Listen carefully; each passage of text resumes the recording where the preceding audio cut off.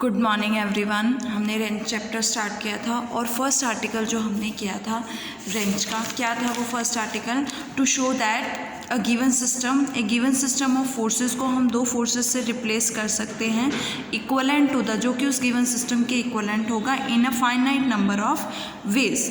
ठीक है, ये आर्टिकल किया था। अब हम क्या करेंगे, देखो नेक्स्ट जो है सिर्फ आपके पास फोर्सेस के प्लेस पर क्या है, क्या होंगे, रेंचेस होंगे।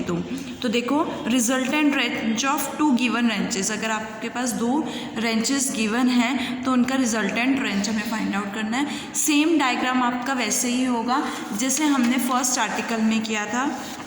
देखो इस तरह से है ना, एक अपवर्ड और एक डाउनवर्ड, एक अपवर्ड फोर्स था, एक डाउनवर्ड फोर्स था। लेकिन यहाँ पर क्या है, अपवर्ड और डाउनवर्ड के प्लेस पे, फोर्सेस के प्लेस पे सिर्फ जस्ट रेंचेस है। सेम आपका डायग्राम सेम वैसे ही होगा, सेम फिगर बनेगी 3D में, सेम आपने इसको ही फॉलो करना है। ठीक है, देखो AC be the axis of one range R1, K1। हमने AC जो है एक रेंज की क्या ली है, एक्सिस ली है, जो रेंज क्या है R1 and K1। And BD be the axis of other range, BD जो है वो दूसरे रेंज की एक्सिस है, दैट इज कौन सा रेंज है, R2, K2। Let the angles between, इन दोनों के बीच का जो एंगल है वो क्या है, थीटा है। और अगर इन दोनों के बीच का एंगल थीटा है तो अगर मैं एक एंगल अल्फ़ा ले लेती हूँ तो दूसरा क्या हो जाएगा, थीटा माइनस अल्फ़ा, है ना। तो इन दोनों जो फोर्सेस, इन दोनों रेंचेस का जो एंगल है इस तरह से वो क्या है, थीटा है। और अगर मैं इनके पैरेलल जो लाइंस ड्रॉ करती हूँ और उसको वर्टिकल के साथ एंगल बनाती हूँ तो मेरे पास अल्फ़ा आएगा और सेकेंड एंगल क्या आएगा, थीटा माइनस अल्फ़ा। नेक्स्ट है let AB is equals to A B distance मैंने A लिया है, और अगर O से A का डिस्टेंस x है तो O से B का डिस्टेंस क्या होगा, A माइनस x होगा। Where A B the shortest distance segment between the axis of two wrenches, दोनों रेंचेस के एक्सिस के बीच का शॉर्टेस्ट डिस्टेंस है। Since the line BA intersects the line of action of two forces R1 and R2 and is perpendicular to the axis of couple K1 and K2, कि जो line आपके पास BA है वो ही same couple के axis हैं और क्या है, line of action of two forces R1 and R2 है।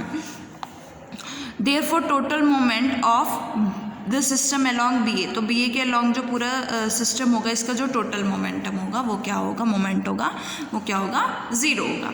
Hence the axis of the resultant wrench intersect BA in some, तो एक्सिस जो होगी रिजल्टेंट रेंज की वो BA को सम पॉइंट O पे इंटरसेक्ट करेगी और the axis of this wrench is perpendicular to BA। और यहाँ पे जो आपके पास एक्सिस होगी रेंज की, दैट इज़ हमने R, रिजल्टेंट रेंज R और K लिया है जिसका मोमेंट K है, वो किसके परपेंडिकुलर होगी, BA के परपेंडिकुलर होगी। Let the distance OA be x, OA distance हमने x लिया तो OB क्या हो जाएगा, A माइनस x हो जाएगा।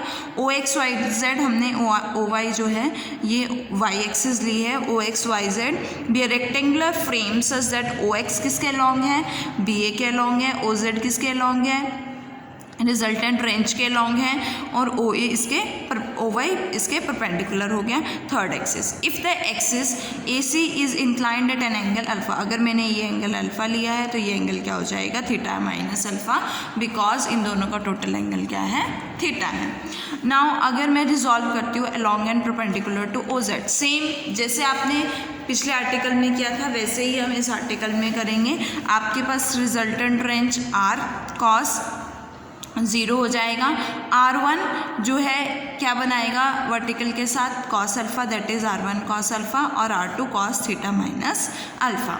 इसी तरह से सेकेंड परपेंडिकुलर रिजॉल्व करोगे तो R sin 90 यहाँ पे क्या हो जाएगा, R sin 0 0, और R1 sin अल्फ़ा क्या बनेगा, R1 का second components R1 sine alpha, और R2 का किस तरफ बनेगा, बिकॉज ये फोर्स इस तरफ नहीं है, ये फोर्स इस तरह से है, देखो इस तरह से है ना ये फोर्स, है ना, तो ये किस तरफ बनेगा, R2 साइन बीटा, तो that is negative sign opposite to x axis, means x axis के नेगेटिव x एक्सिस पे है, तो that is minus R2 sine theta minus alpha.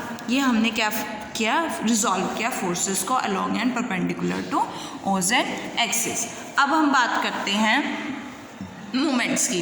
तो अगर मैं मोमेंट्स फाइंड आउट करूं तो इसके अलोंग रिजल्टेंट रेंज के अलोंग OZ एक्सिस जो आपके पास है, अलोंग की बात कर रहे हैं पहले, अलोंग OZ एक्सिस की मोमेंट क्या है, K है, तो we write K is equals to K1 moment क्या होगा, K1 तो ऑलरेडी मोमेंट है ना, तो क्या बनेगा K1 कॉस अल्फा, इसका कंपोनेंट इस तरफ क्या बनेगा K1 कॉस अल्फा, है ना, लॉन्ग Z एक्सिस।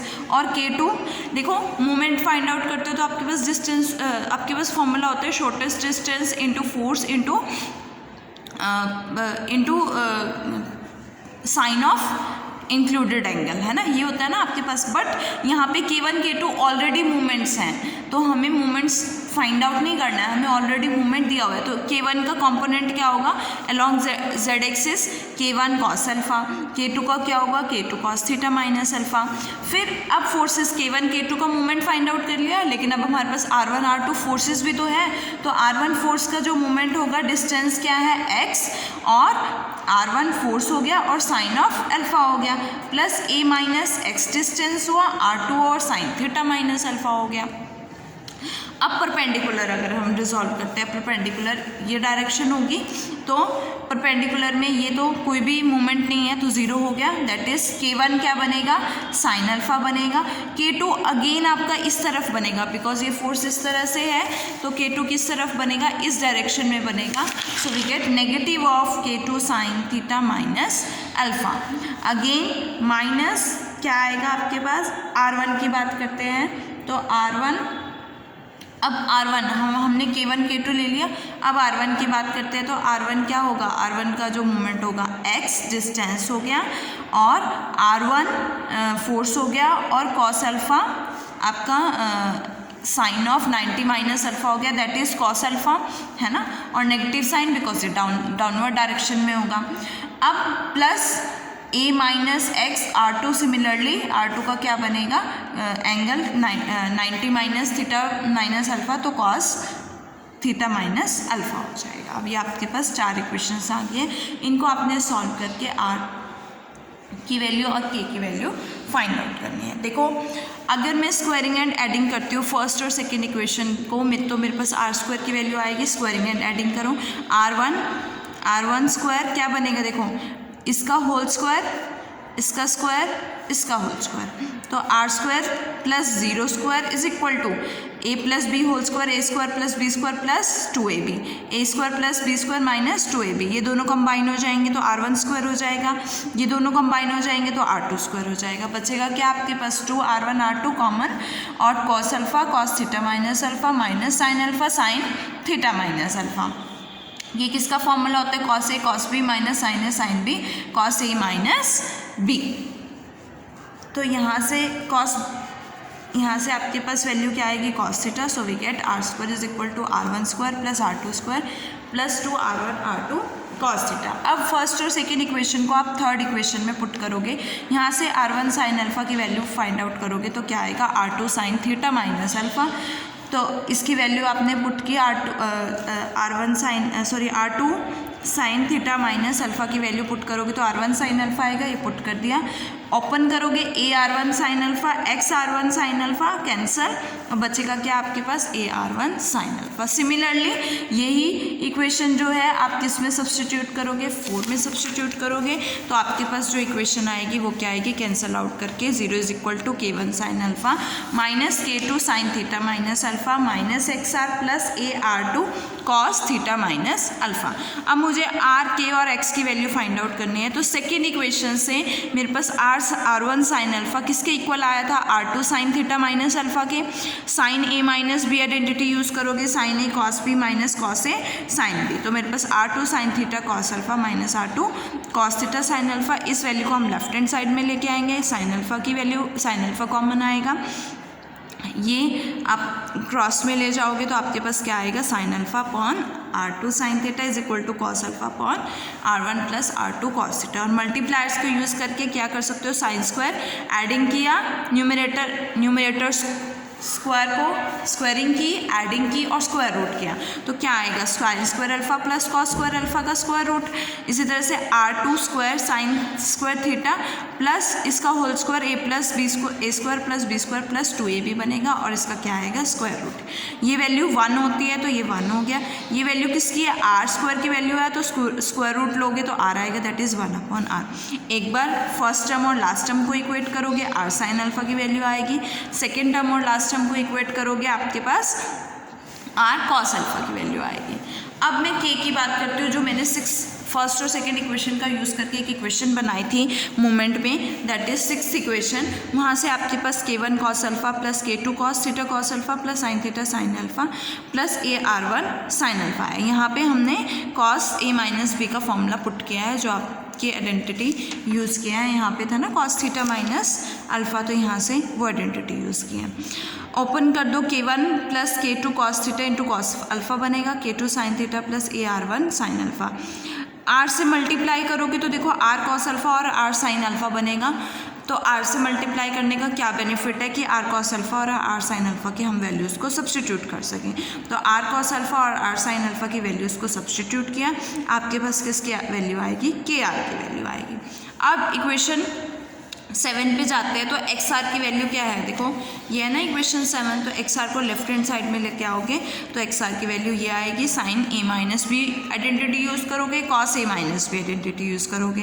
तो यहाँ से अगेन साइन अल्फा और कॉस अल्फा कॉमन आएगा, तो आर साइन अल्फा और कॉस अल्फा बनाने के लिए आर से क्या कर दिया, मल्टीप्लाई कर दिया। तो एक्स आर स्क्वायर की वैल्यू क्या आ गई, आर साइन अल्फा और आर कॉस अल्फा में आ गई। आर साइन अल्फा की वैल्यू सब्सटीट्यूट करोगे, आर कॉस अल्फा की वैल्यू सब्सटीट्यूट करोगे, आपके पास किसकी वैल्यू आएगी, after solving x r square की वैल्यू आएगी। इस तरह से आपके पास के आर की वैल्यू भी आई है और एक्स आर स्क्वायर की वैल्यू भी आई है। अब R1, R2, K1, K2 and theta ये सभी नॉन क्वांटिटीज़ होंगी। सो हम equation number 5 we can find the values, हम r की वैल्यू फाइंड आउट कर सकते हैं। और now putting the value of r and theta, अगर हम r और थीटा की वैल्यू को 9th इक्वेशन में सब्सटीट्यूट करेंगे तो हम k की वैल्यू फाइंड आउट कर सकते हैं, और इनकी वैल्यू को हम 10th इक्वेशन में सब्सटीट्यूट करेंगे तो हम x की वैल्यू फाइंड आउट कर सकते हैं। दैट इज़ द x से हमें पता क्या चलेगा, पोजिशन ऑफ सेंट्रल एक्सिस की, सेंट्रल एक्सिस की पोजिशन क्या है।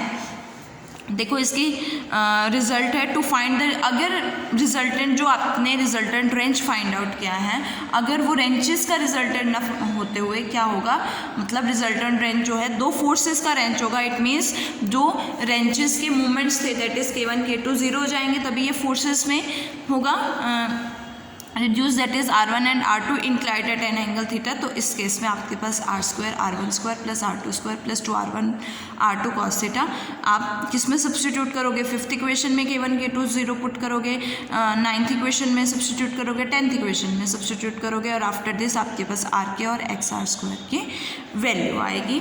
और इक्वेशन नंबर 11 जो है वो इंटेंसिटी ऑफ द रेंज देगी, 12 जो है k की वैल्यू देगी, और 13 जो है position of the central axis देगी। ना हमने लास्ट वीडियो में एग्जाम्पल नंबर 1 किया था, अब हम एग्जाम्पल नंबर 2 देखेंगे।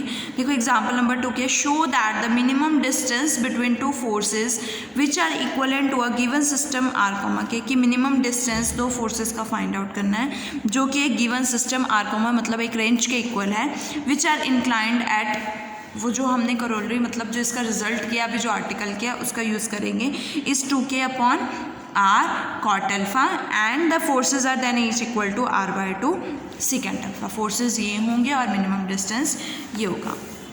अब मैंने रिजल्टेंट रेंज r के लिया है, OA डिस्टेंस ले लिया, सेम A और OB ले लिया B। Theta plus phi is equal to total angle 2 alpha है तो थीटा प्लस फाई, ये एक एंगल थीटा ले लिया, एक फाई, तो थीटा प्लस फाई क्या हो गया, 2 अल्फा हो गया। रिजॉल्व करेंगे अलॉन्ग z एक्सिस, क्या आएगा आपके पास, same P cos theta plus Q cos phi is equal to R, और 0 is equal to P sine theta, और Q sine phi opposite direction में होगा तो नेगेटिव साइन।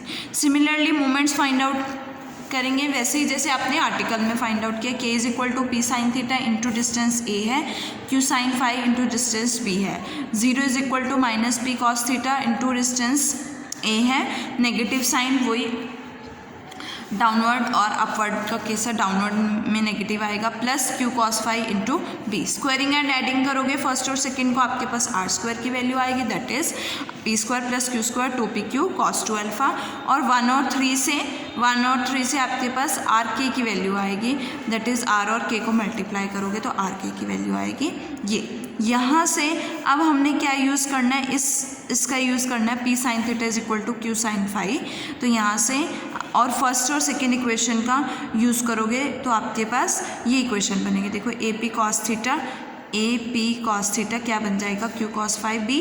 सिमिलरली यहाँ पे सब्सटीट्यूट किया और यहाँ से ये आपके पास कॉमन आया है, तो ये वैल्यू क्या बनेगी, साइन ए प्लस बी, और ये वैल्यू क्या बनेगी again sine A plus B. तो यहाँ से sine theta plus phi common, B plus A, और वैल्यू क्या आई है, ये आई है। यहाँ से हमें किसकी वैल्यू चाहिए, ए प्लस बी की, ए प्लस बी की वैल्यू ये आई है। अब ए प्लस बी हमें मिनिमम चाहिए, मिनिमम कब होगा, जब पी क्यू क्या होगा, मैक्सिमम होगा। तो पी क्यू मैक्सिमम कब होगा, देखो पी क्यू की वैल्यू अगर हम फाइंड आउट करें तो r square is equal to p square plus q square plus 2pq cos 2 alpha आया हमारे पास। तो यहाँ से अगर मैं यहाँ से पी स्क्वायर 2pq और माइनस 2pq और प्लस 2pq ऐड और सब्ट्रैक्ट करूँ तो मेरे पास ये इक्वेशन बनेगी, p माइनस क्यू का होल स्क्वायर, यहाँ से माइनस 2pq प्लस 2pq।